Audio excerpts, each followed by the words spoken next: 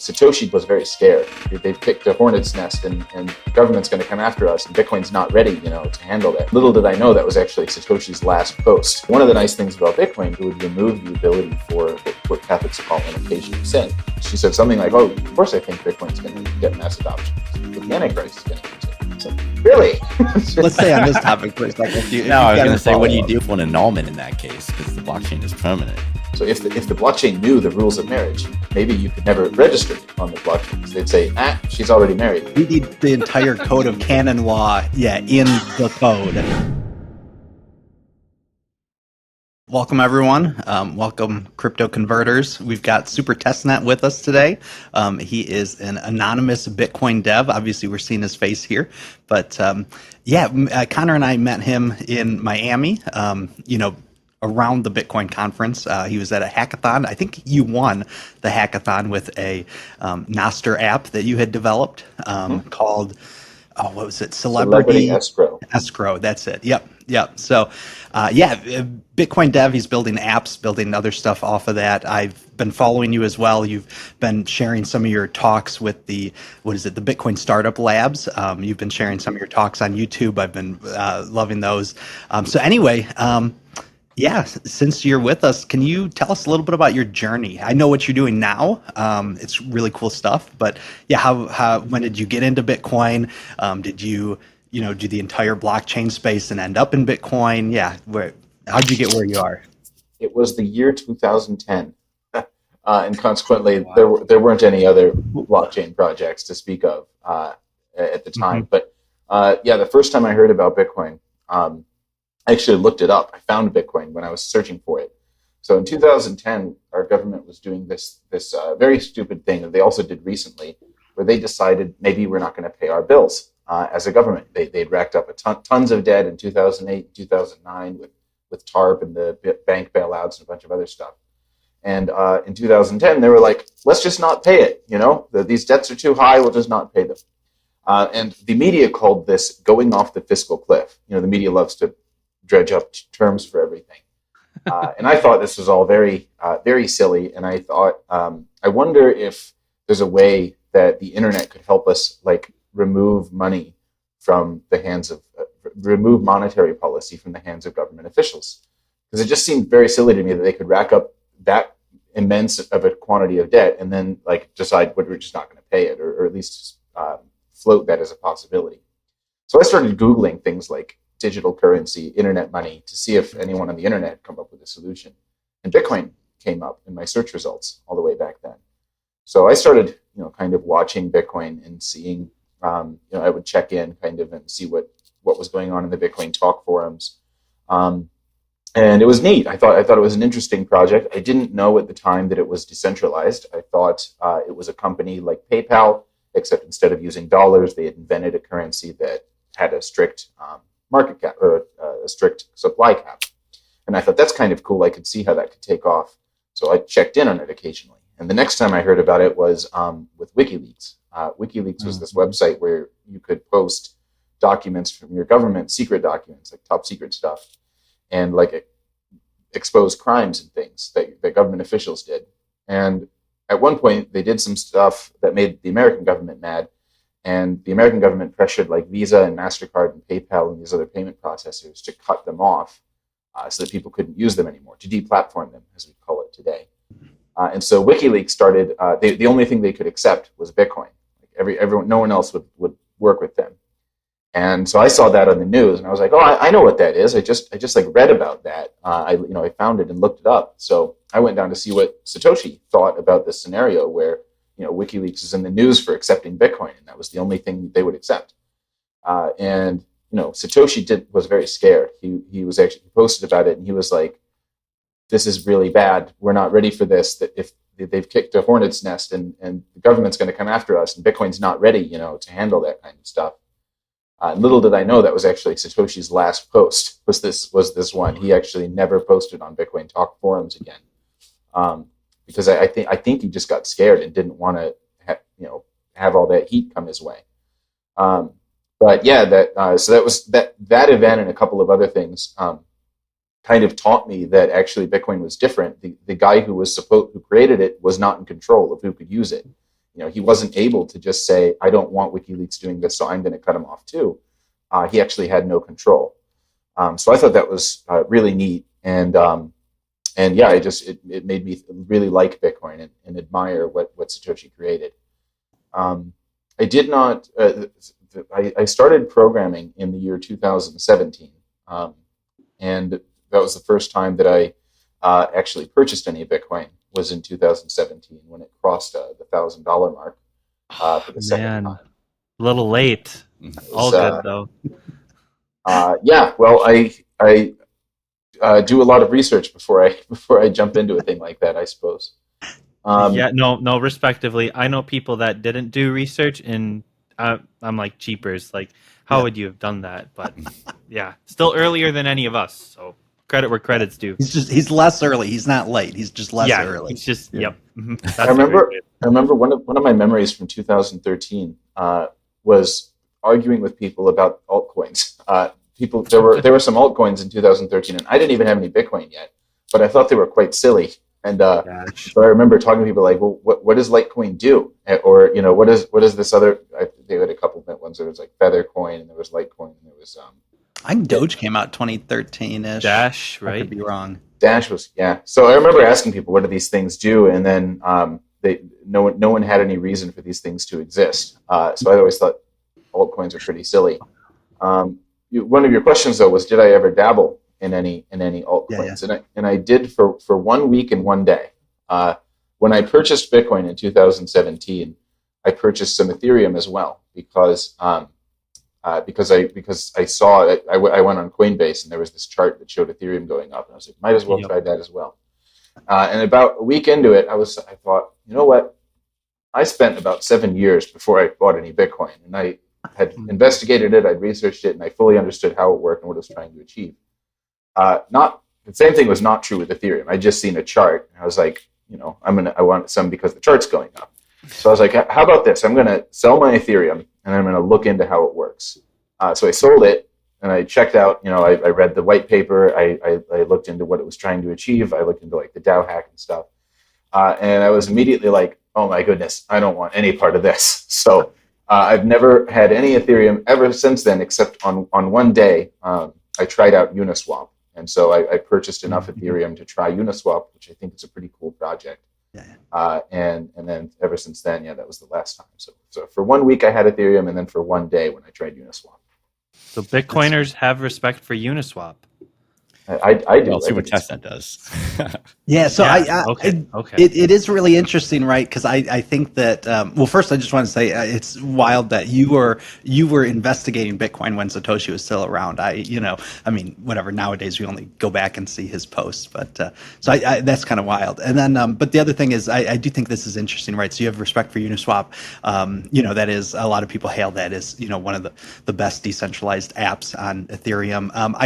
You kind of feel unique in the Bitcoin space as a builder, right? Not to say other people aren't building stuff, but they're I don't know, you're building like functionality, like things you can do on Ethereum, but on Bitcoin instead. And so I do wonder if that's part of it. So I don't know. Before and sorry, just since we're on this topic. I don't want to, Matt, it's good. It's good to jump into this topic because we talk about on this podcast a lot the precedent that Bitcoin has seemed to have established, where we just hold our Bitcoin like we're trolls under the bridge, or I don't know, whatever medieval figure you want to that's protecting their gold, and we don't want to do anything with it. And it's like, how are we supposed to potentially have it be the future as a medium of exchange if we're not even going to use it for anything? Yeah. So as you've seen very strongly Bitcoin, like you were defending Bitcoin before you even owned Bitcoin, when you look at the space, I don't know how in tune you are with, the general space, Bitcoin maxis.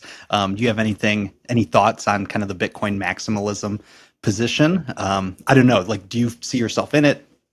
I don't see myself in it. And part of the reason why is because I don't know a good definition of it. I've been on a bunch of different. I've talked to a bunch of different people about this, and everyone seems to have their own definition of what counts as Bitcoin maximalism. One definition that I do fit is I don't have any altcoins and I don't use any. So if you define that as you're maximalist because your position is maximally Bitcoin, that I ring true with that one. But there's another one that's like altcoins are sinful, or if you're into altcoins, it's an attack somehow. I don't think I fit into that quite as much. So okay, interesting. Yeah, I find it interesting. It's kind of with the Bitcoin maximalism discussion. This kind of is tagged along, but Matt brought up, you made a post about Bitcoin being experimental money and asking people if they agreed with that idea or not.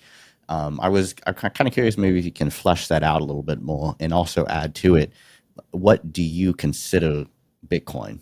I watched a video of yours talking about Bitcoin scripting language, which is super interesting now with all these things that are coming out on Bitcoin. Also, I know you mentioned Nick Szabo, who introduced the term of smart contracts, and I've heard some people theorize that maybe he is Satoshi, but which I kind of find maybe that might be ironic if that were the case, seeing as some Bitcoin maxis today seem rather opposed to this idea of smart contracts. But I mean, what do you make of it? Do you think of Bitcoin as experimental money? Do you think of it as a base layer, whatever you want to call it, protocol that we really can build a lot of decentralized tools on top of? What does that mean to you, I guess? I do think of Bitcoin as an experimental money. And when people, there's been a lot of people who have asked me in the past, should I buy Bitcoin? And I typically tell them, I think you should. I think it's a good idea, but only put in what you can afford to lose, because it's an experiment. And there could easily be something in Bitcoin that just allows someone to completely take everyone's coins or take any particular person's coins. I don't think it is appropriate for large financial institutions like BlackRock and Fidelity to put client and customer funds in an experimental money like Bitcoin, unless they get the customer to acknowledge and sign a paper saying, I know this is an experiment. I know I could lose it all. And if I lose whatever I put into Bitcoin, I'm not going to be mad. That's part of the experiment. So yeah, I think that there are attempts to use Bitcoin as a mainstream financial tool, like in El Salvador and in a couple of other countries. And I think it's still an experiment. So only do that if you're willing to take 100% loss. Along the lines of being an experiment, do you see Bitcoin persisting, or do you see Bitcoin as one of these experiments? I know sometimes Bitcoin people will say that about Ethereum and other blockchains as experimental, and Bitcoin will take what's best, and be the main thing. So I guess I don't know. Do you see Bitcoin improving to be beyond, maybe to the beta stage instead of alpha, or something like that, or do you see? And I mean, this is a weird kind of prediction to make. I mean, do you see there being in the future we'll come up with some best blockchain that'll, have the best things of everything, and everyone will use that, and everything else will go to zero? I don't think so. So part of the issue here is that everyone has to decide for themselves whether a particular currency is useful to them, or to what degree they think it's useful. And so just because I think it's experimental doesn't mean everyone will. And if you've looked at Bitcoin and you decide that you think it's ready now and it's ready for mainstream finance, it's ready for you to do all the things, go for it. I'm not going to stand in your way. But that's as to whether a better one will come along. I don't think so. I think all the best engineers are on Bitcoin, and I think there's a reason for that. I think it has a better foundation than other cryptocurrencies for overcoming the things that make it still, at least in my mind, experimental. I feel like we jumped right into some of the controversial topics, and so just peppering you with questions. So I don't want this to seem like an interrogation by any means. But by all means, I don't mind. Okay, you guys can be the inquisitors for once, and I'll be the herd. Yeah. But yeah, so I guess, and my question was so roundabout, but I was mostly curious about this idea of Bitcoin being experimental money, which is one question, but also, I guess, do you consider it like solely money, or is it a broader, maybe a meta protocol in your vision, that because block space is up for grabs, right?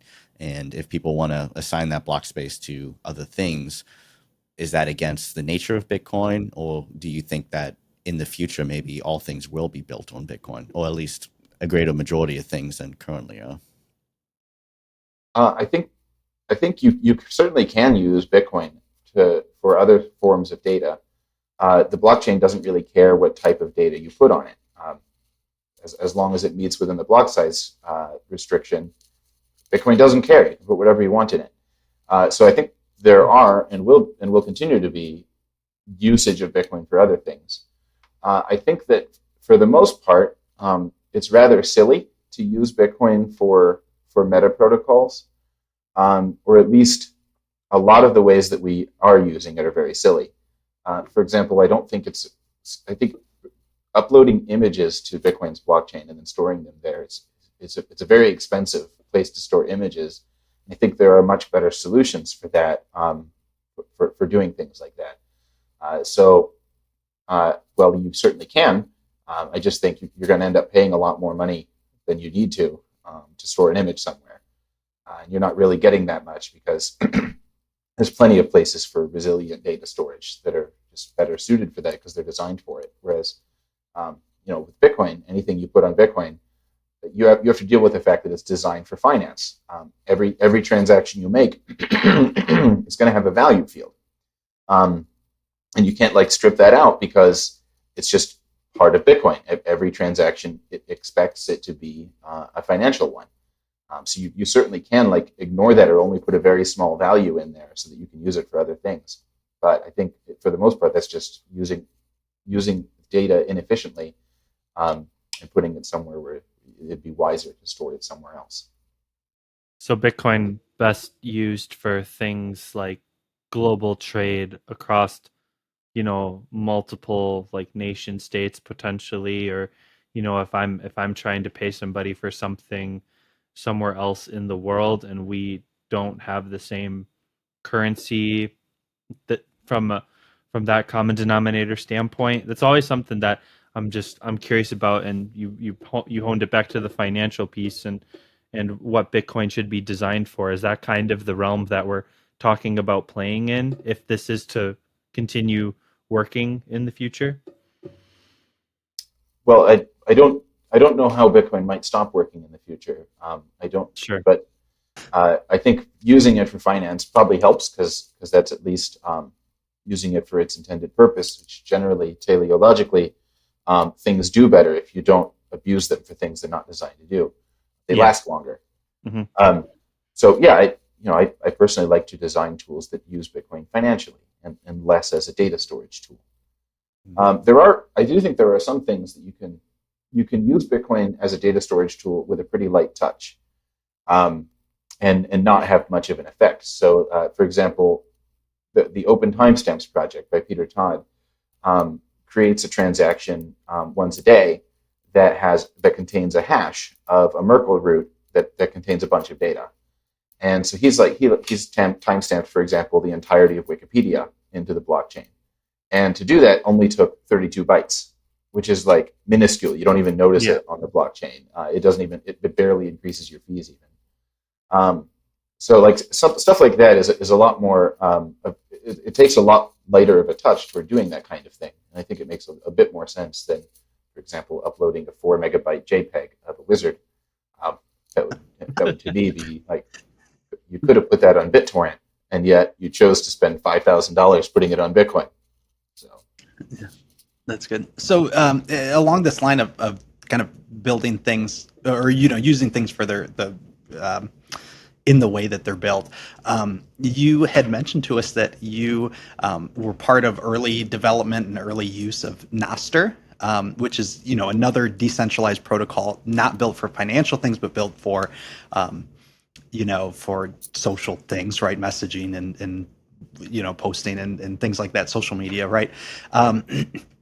I know that, and you had mentioned this before, it's like because of the public-private key system, it's like, in a sense, interoperable with Bitcoin. I don't know if that would be the right word to use, but yeah, I don't know if you want to just talk a little bit about, stuff you've done for Nostr and, how that, as a separate decentralized protocol, I don't know, does it build on top of Bitcoin because it uses the same public-private key system? Is it just convenient that it does? I don't know. I apologize. May I get a phonetics check here? Is it Nostr or Nostr? Oh gosh. Well, there's no official pronunciation. Okay. It has Latin roots, and so if you adopt the take that it's based on the Latin word noster, which means ours, then it would probably be pronounced Nostr or Nostr. But that's kind of what I was thinking. But I hear Nostr, I hear Nostr. I'm like, okay, I know what you're talking about. But I typically say Nostr. Nostr. And according to Fiat Jeff, there is no official pronunciation. So. All right. Well, you're more of the subject matter expert, so I'm going to go with your pronunciation. Yeah. So before Nostr was created, it was invented by a friend of mine named Fiat Jeff. He's an internet friend. I haven't actually met him. And he reached out to me and another guy named Ben Ark early on to get feedback on his idea before he released it. And back then, it wasn't even called Nostr. It was called Profiles. Because that was the only feature he had, was actually that you could create a profile on it, that none of the other stuff existed yet. So he asked if we could give some feedback on it and try it out and then let him know what we thought. So we created a little Telegram group with just, I think back then it was just 3 people in it. It was me, him, and another guy named Ben Ark. So we talked about it, and one of the things we did was came up with a name for it. I proposed that we should call it Pam, because he was about to add messaging support, and then you could do profiles and messages. I was like, great, we'll call it Pam. And he thought that's not a good name for it, because it would be hard to search for. If you searched Google for info about Pam, you'd find all sorts of stuff not related to it.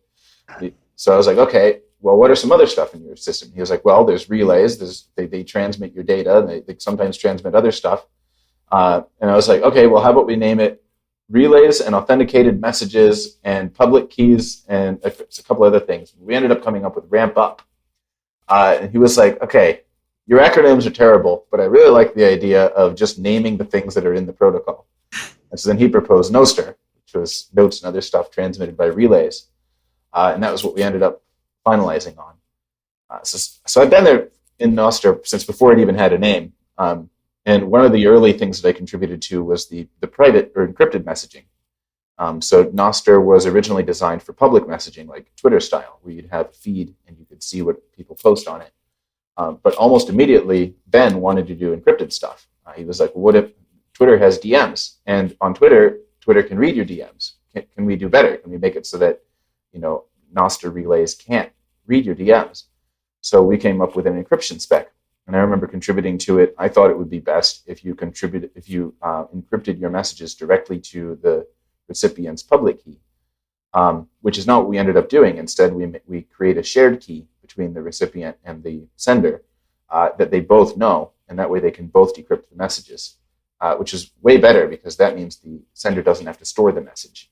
Their client can download it on the fly and decrypt it, and then show them what their historical messages are, which is a lot better of a solution. But yeah, like from the very beginning, I helped lay some of the foundations for it, and I was an early consultant on it.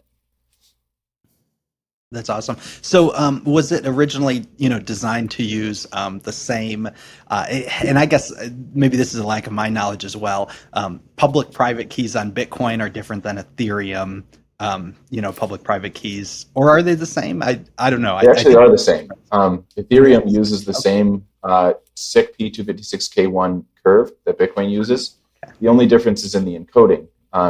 You can decode a Ethereum public key to hexadecimal and then encode it as a Bitcoin address, and it will still be valid.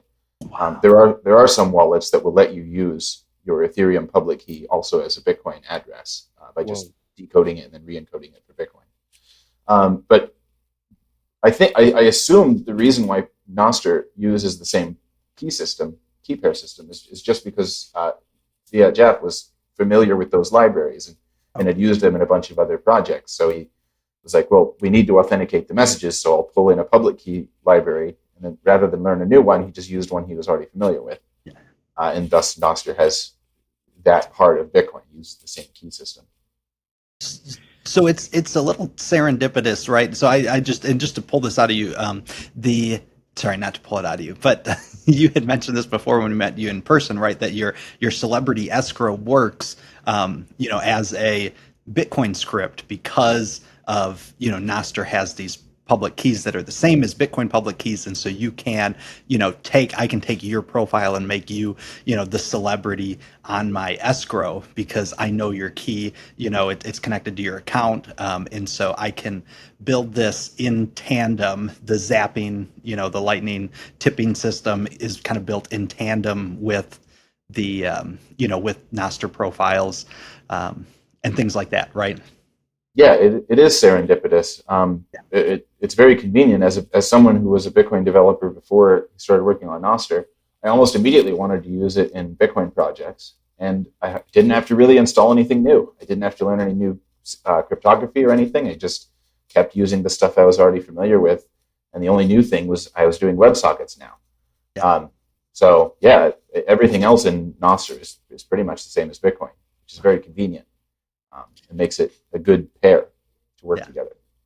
It's probably not just serendipitous.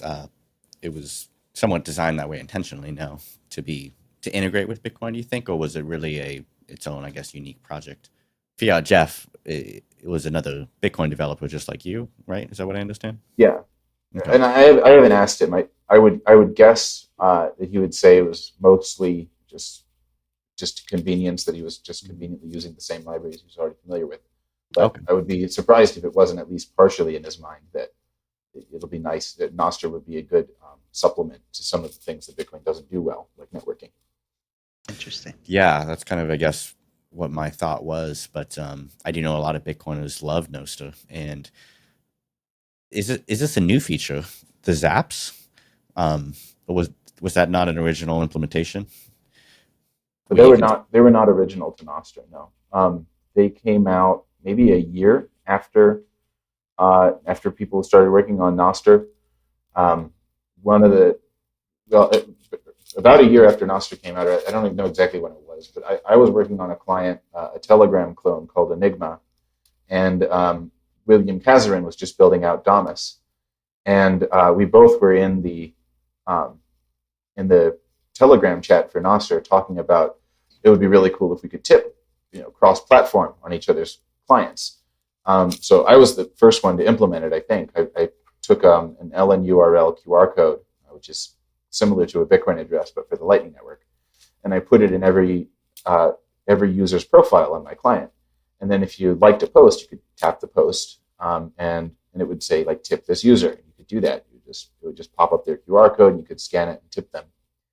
And that was basically the genesis of Zaps, because William added the same thing to Damus.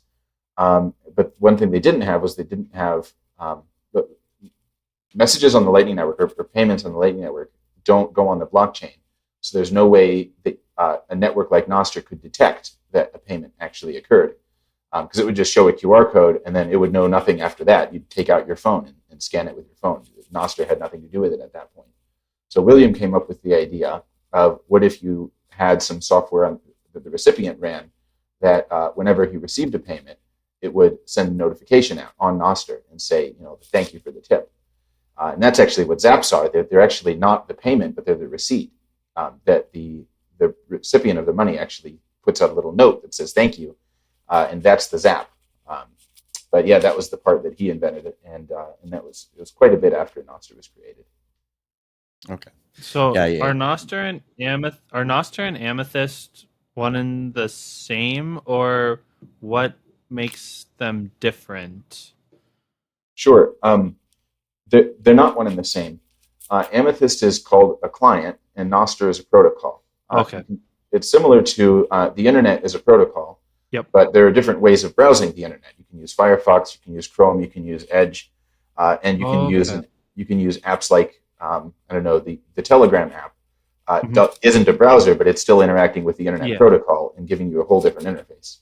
So Nostr clients hook into the Nostr protocol, which allows you to communicate with other Nostr users, but it doesn't dictate what client or what browser, sort of, so to speak, you use to do that. So you can use Amethyst as one, or you can use Damus, or you can use Enigma, or really any. There's a bunch of clients now that all use the same protocol to communicate with each other, but they're different pieces of software. Thanks for clarifying that. I think people oftentimes, at least for me at least, I get them confused. And I know, because I read through the blog and everything from, who was that posted that? Was that Jack from Twitter that shared all of that stuff in terms of the outlets for, so that explains it a lot. Yeah, Brandon and I are not devs. Matt is dev adjacent, so he can speak your language a little more than Brandon and I can. But appreciate your clarification there. If I fall into dev speak, just call me back out of it, and I'll try to. I think our podcast has become somewhat open to that. I sent one of our previous episodes to somebody, and they sent a message back. They said, "I made it through the first 20 minutes before I realized I didn't really care how much this worked." But no, we like to have these kind of conversations. So with I guess Nostr's integration with Bitcoin, whether it be serendipitous or there's some intentionality there, overall, I do understand that Bitcoiners appreciate what Nostr is bringing to the table, and like you say, doing something that Bitcoin can't do. Right? Bitcoin is designed as a financial instrument, and Nostr is designed as a communications instrument. I do, to kind of go back to the controversial questions, I guess I want to understand what exactly is the Bitcoin maximalist or maximalist adjacent position on altcoins in general. You brought up Litecoin, and I can agree with you. Litecoin, XRP, you look at these coins that basically just want to replicate a payment system like Bitcoin, but it's less decentralized, and I can pretty easily reject those. But when I look at other blockchain projects, say like Weave, a decentralized file storage system, I see it as a different implementation of blockchain that does something very different from Bitcoin. I don't see it as the same thing. Even Ethereum, and I can understand a lot more of the complaints against that with its competition against Bitcoin, but I don't view ETH as money to me. Like, I would rather keep all of my money in Bitcoin, but I still see, I guess, the value in what ETH does sometimes as a decentralizing, force for other types of projects that can't do, what they're doing on Bitcoin. So maybe if you could just kind of distill what your thoughts are there as far as, can we use blockchain for other things that are not Bitcoin? Is that where the source of the complaint is, or is it something else for you? Sure. One of the things, I'm really glad that Ethereum exists, and one of the reasons I'm glad for it is because it inspires me. Like, a lot of the projects on there, I think are neat, and I look at them and I'm like, oh, that's a cool idea. I wonder if I can do that on Bitcoin. But another reason why it inspires me is because it shows me what not to do, and that's really important. When I say Ethereum's good because it shows you what not to do, a lot of people assume that I'm just like making an anti-Ethereum joke, but I'm not. When Thomas Edison was building the light bulb, the first thing he did was he broke 24,000 different light bulbs in the process of trying to make one.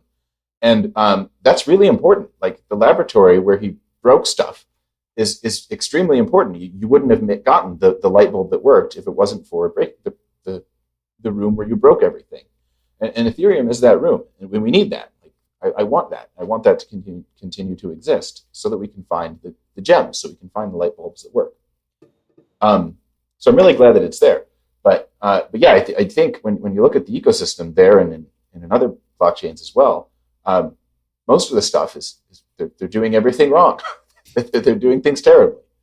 So you brought up decentralized file storage as an example. You said, Arweave is trying to use a blockchain for something other than finance. They're trying to use it for file storage.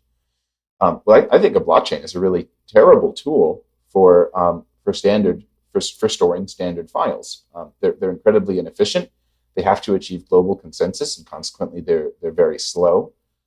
they're typically expensive to run, especially if you're storing large amounts of data on them, which can easily cause centralization, where you only have a few people who can even afford to run one of these things.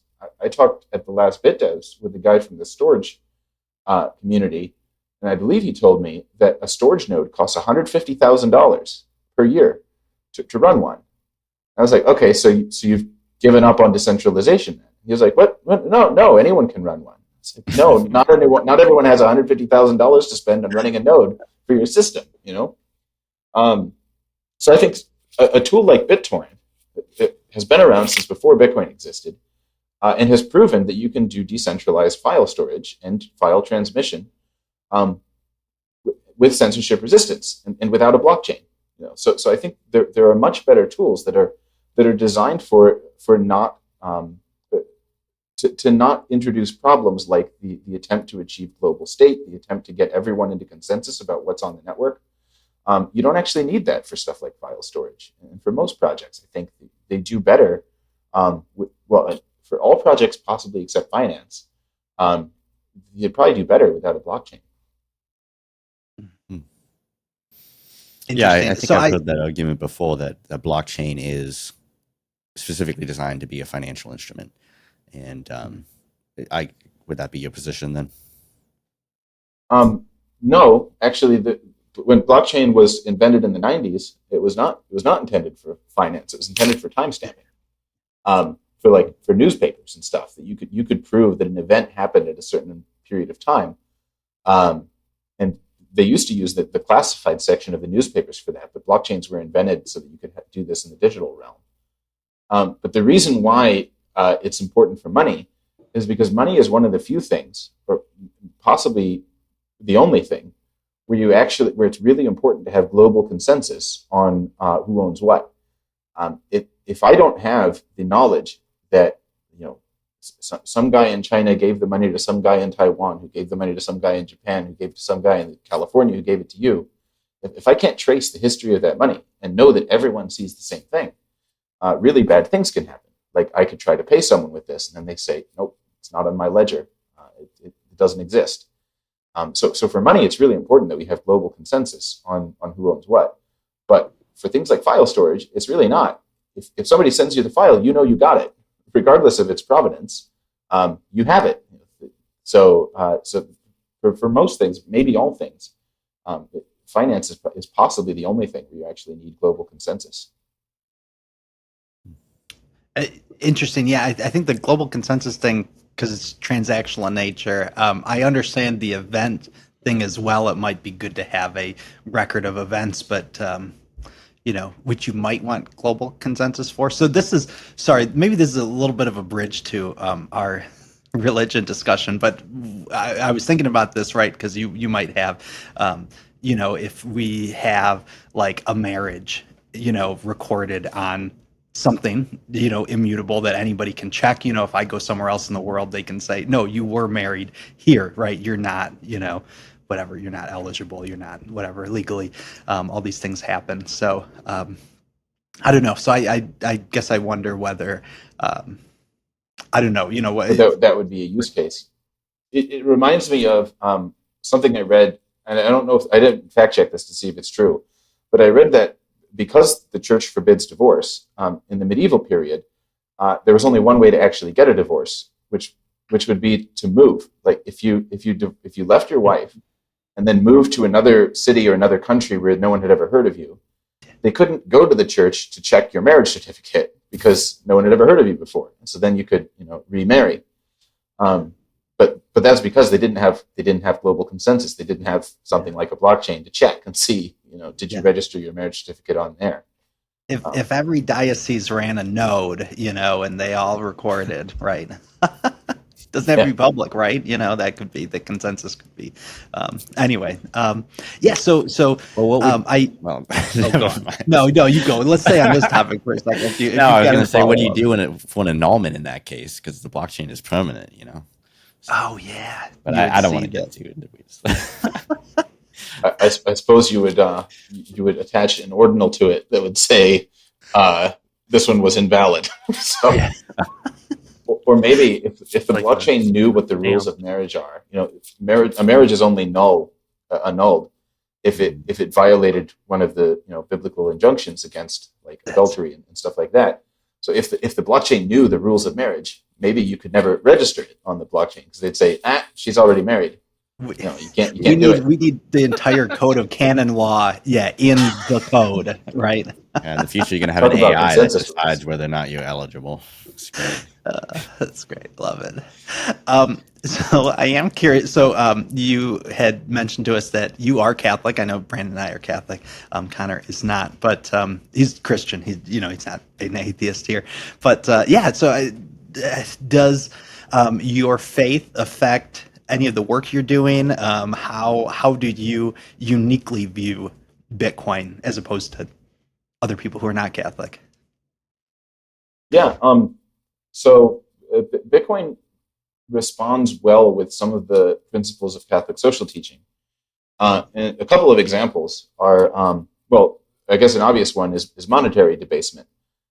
Ever since the Church Fathers, even in the Bible, it talks about how clipping the money or diluting the money with other coins is not a good thing. It's actually a form of theft. And so one of the nice things about Bitcoin is that it removes, or if it was widely adopted, it would remove the ability for government officials and currency issuers to do that, and consequently would remove what Catholics call an occasion of sin. It's very tempting if you're a government official to dilute the money supply for other people, but keep it big for yourself. But Bitcoin can kind of remove that occasion of sin for you and thus keep you honest. So that's a nice thing. But another thing that Bitcoin responds to well within Catholic social teaching is the principle of subsidiarity, which is this idea that a problem that starts out locally is best solved locally, and you only ask for help from someone higher than a local region if you can't do it on your own. If your local fireman can't solve the forest fire, that's when you can ask for the National Guard to come in, for example. And I think Bitcoin actually responds well with that, because before Bitcoin existed, or before the internet rather, you couldn't really do something like Bitcoin. You couldn't come to global consensus on who owned what. But Bitcoin enables that, and consequently, we actually now have it's feasible now to do money without the need of a government to step in and actually manage the currency. So I think Bitcoin kind of takes this principle of subsidiarity and says, let's bring the money down to the level of the people, where the people run the nodes and the people control, the rules of the network, and actually don't need that. You can actually take that out of the hands of the government and thus do it on a more local level, which I think is a positive thing. Interesting. That's cool. So great perspectives. That's somewhat of a high level, examples of how I think about Bitcoin in a Christian context. But my Christianity informs how I work as a developer in other ways. So an example is that I try not to work on Sundays because I want to keep holy the Sabbath and not do work for money when I could be doing charity for God instead. That's a super tempting thing to do as a dev too, because there's always something you can do, right? It is, and it is sometimes a struggle because I can very easily get into this mindset of, I'm not working for money. I'm doing a project. Well, and I don't think there's anything actually wrong with that. If I'm actually not working for money, then I'm not violating the biblical injunction. So yeah, I think you actually can get away with sometimes saying, I'm going to do something that's not for one of my clients, but I'm just going to do like a side project or something and get away with it, so to speak. But so I do try not to work on Sundays, and I try as well I try to freely give because freely I have received. So that's why I work a lot in free and open source software development. I try to give back for the things that I've received in this community. But yeah, I think that there are some tangible ways in which Bitcoin affects, or Catholicism affects how I Bitcoin. But there's also more higher up philosophical kind of stuff as well. No, those are some really great insights, and I appreciate that. Yeah, I feel like Bitcoin obviously lends itself well, to Christianity. Like if something's true, it's true, right? If the technology is good, then it's a good, as long as we're using it the right way. But one thing and even to this day, we're still getting mad at the money changers. So we talked about that a lot, but those principles of solidarity. And so Matt, Brendan, and I met at the Catholic Crypto Conference, which was held back in November in Pennsylvania. And we had, what was the Acton Institute, I think? Those guys out. It's a Catholic organization. And they talked heavily about Bitcoin and, these principles. So my question is, the Acton Institute, Catholic organization, but also has heavy libertarian influences. Obviously, Bitcoin in its early days had a lot of heavy libertarian influences as well. I was reading a post on Twitter. I just thought it was ridiculous, but so I was reading, and this guy asks, what percentage of Bitcoiners do you think are Christian? And everybody in the comments was like giving super low numbers, like 5%, 10%. In my mind, I'm like, okay, 60% of the U.S. at least claims to be Christian, right? And I think it's close to like 30% claim to be Catholic. So even if you want to kind of shave those numbers down a little bit, to get a number like 5% would be openly Christian, when 60% of the U.S. is Christians, just seems completely ridiculous to me. But I'm kind of just curious what your experience has been, and obviously discussions of religion don't always come up in professional settings. But what do you think? Do you think a lot of Christians are open to Bitcoin, or do Christians kind of pull away from the technology for some reason? There's both. Christians are typically relatively normal people, and normal people tend to have concerns, have questions. They usually don't understand it. Bitcoin is still nerd money, and most people aren't nerds, so they kind of aren't a little weirded out by it. I remember when I first started purchasing Bitcoin, I was telling my family all about it, and my sister made this comment. She said something like, "Oh, of course I think Bitcoin's going to get mass adoption because the Antichrist is going to use it." It's like, really? And so she was like, "Well, naturally. I mean, it talks in the Bible about how he's going to prevent people from buying and selling, and he's going to have to be able to control the money. A digital money would just be a natural fit for that."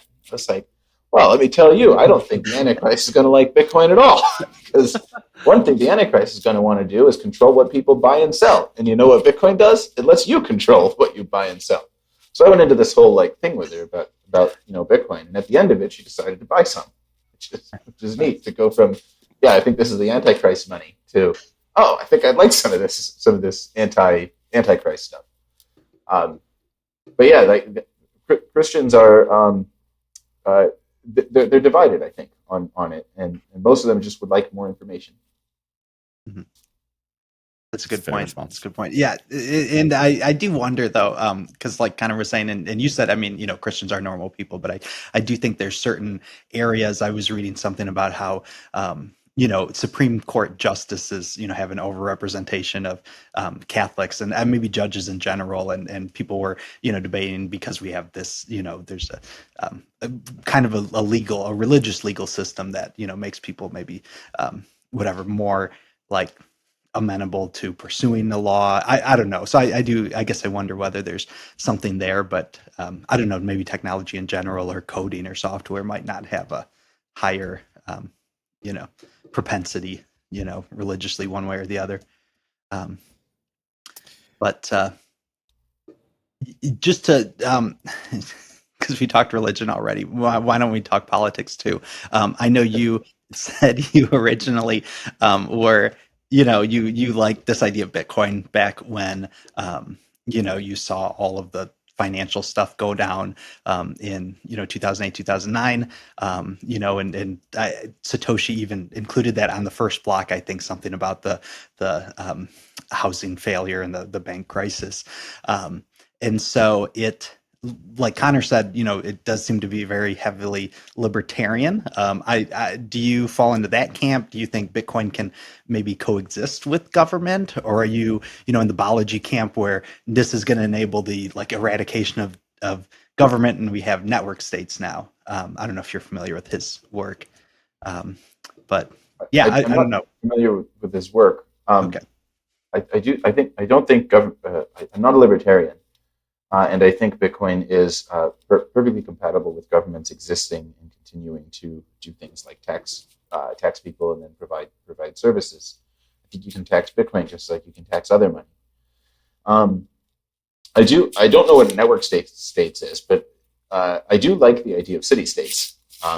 So in the medieval period, the cities of Venice and Florence were examples of city states where they had a regional king, or actually I think Florence even had a democratic or a republic, but they were much smaller than our nation states that we have now, and I think that because they were much smaller, they were much closer to the people, and I think you had a lot better of an opportunity to actually maybe meet your king and talk to him. He was more like a mayor than they are like a modern president or prime minister. Because there weren't that many people in their city, in their kingdom. So I kind of like that, and I would like to see more of that return. I think the fact that we have the internet now actually would allow city-states, if there were more of them, to engage in stuff like global trade, because they could actually communicate with each other more easily and talk with each other. So I hope that governments get smaller now that the internet exists, but I guess we'll see.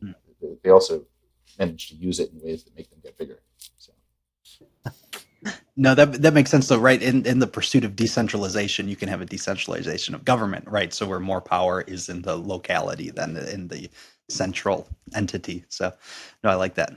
I think we're just about out of time, but I think this is one of the better religion conversations actually we've had, and I hate to end it. This has been great. But... Yeah. No, we appreciate all your insights. Can you tell people where they can follow your work? I know you're active on Twitter, or X as we're calling it now. So yeah, just tell the people where they can find you on if they're more interested in some of the nuances of building on Bitcoin. Sure. Well, if you're a developer, my GitHub is github.com/supertestnet, all one word. So definitely check that out. You can see if you like any of my projects, give them stars, give them reviews, comments, stuff like that is always appreciated, and pull requests. If you're on Twitter, I'm also on Twitter. You can find me at super_testnet. So there's an underscore on that one. On Telegram, I'm supertestnet, one word. You can find me on your favorite Nostr client. Just use the search bar to search for super and testnet, 2 words, and you should be able to find me there. So yeah, that's where you can look at me on all the different social platforms. On YouTube, you are High Level Bitcoin. That's true. Yeah, I've been following. I've been recommending some of your videos. I really like the Bitcoin replaces tokenomics video. I really like that one. So thank you. Yeah. YouTube.com/@highlevelbitcoin is my YouTube channel. Super informative. Super grateful for you hopping on. We appreciated you taking the time. And everybody, this has been the Crypto Conversion Podcast. I hope you give us a like, comment, review, subscribe, and we will see you all on the next episode. Peace.